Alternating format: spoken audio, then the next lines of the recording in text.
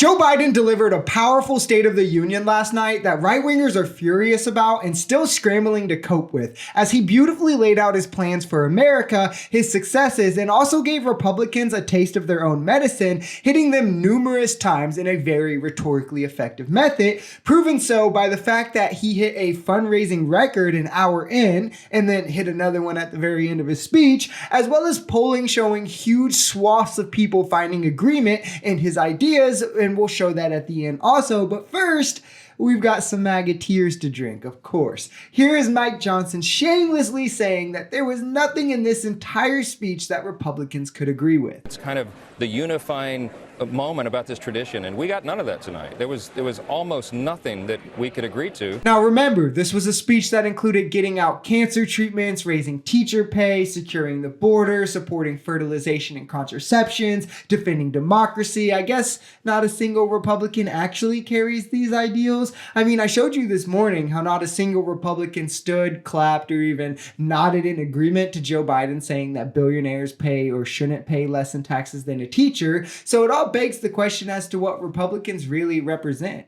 Oh, wait, what? It's clear. It's the wealthy and the corporations that line their pockets. Oh yeah, you can't forget that. Here's Ted Cruz just saying, oh, well, he was yelling the whole time. There were no jokes, no smiles, no anything. He almost never smiled the whole speech. He was literally just yelling, and he was pissed. And this was a speech that was delivered to the squad. This was a speech that was trying to bring Bernie Sanders and Elizabeth Warren and AOC back on the team, and the rest of America.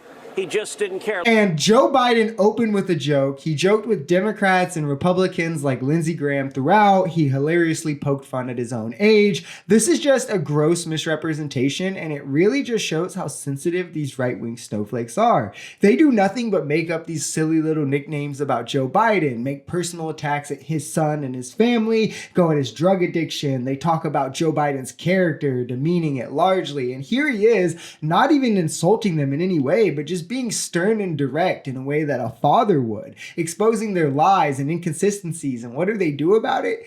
They just run to cameras and social media and cry about it. But we're supposed to be the snowflakes. And they do this because they can't contend with the facts at their face value. So instead, they have to obfuscate and be like, well, you know, but I didn't like the way he said it. And they just want to be able to be snide and take these little personal, deep, low shots. But when somebody talks to them in a way that their behavior reflects, they crawl back into some sort of corner of civility politics, as if they could ever have the high ground morally. Nobody is buying into that. The only people who would are other people who equally need to defend that kind of position. Here is Hakeem Jeffries just perfectly summing up exactly this. And we're just asking our Republican colleagues to stop the political stunts. That was an embarrassment last night.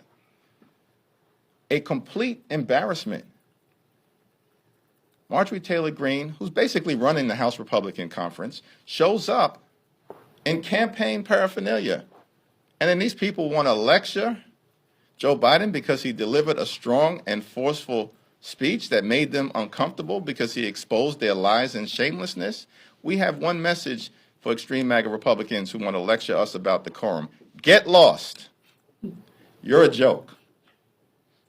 Exhibit A, Marjorie Taylor Greene. Like I said, it's all a joke, and the only people who buy into these sorts of games are others who are looking for something to cling to that gives them some sort of feeling of superiority in an argument when your positions are increasingly growing more unpopular. You can't contend with the facts being said at hand, and you're consistently losing. You try and appeal to ignorance and morality, which are just logical fallacies and don't have any basis in reality or facts. And I'm sorry to tell you, but it's not even working. Here is a quick rundown on polling that showed how massive amount of people, even of that disagreed with Biden before his speech, found agreement after, showing the massive impact that it had. 52% said they're going to move in the right direction.